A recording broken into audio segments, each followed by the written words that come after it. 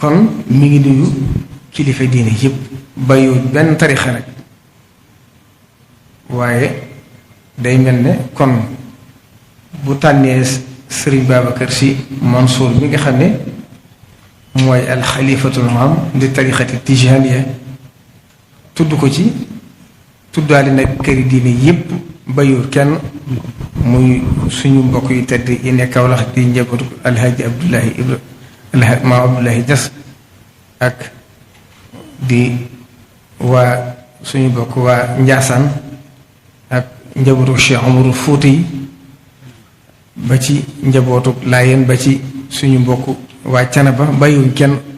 ndax boo xasee lim sax da ngay juum li wolof fi di wax naan ku lim fàtte waaye kon buñ ci tuddee Sëriñ Babacar Sy Mansour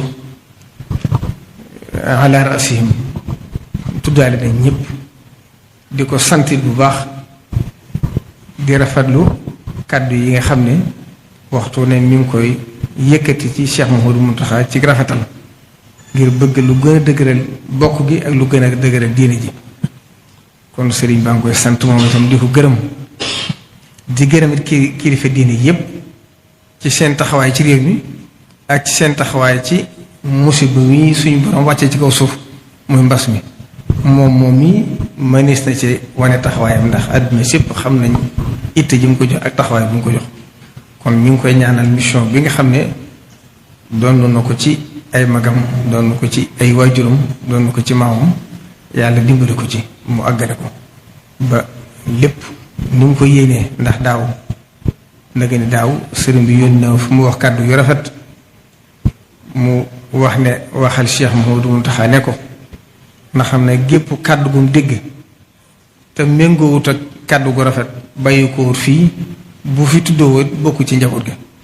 te xam naa ne li am fii mu am foofa loolu waxu ko yam ci waaye mi ngi koy jëfe kon sëriñ baa ngi koy sant. sëñ bi li dese nit ñi mooy duggante Tuuba ak Tiwaawan benn baat bu ñaaw du jóge fii jëm Tuuba benn baat bu ñaaw ñimewuñu ko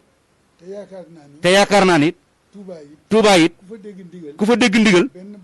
benn baat bu ñaaw doo ko yëkkati jëmee ko fii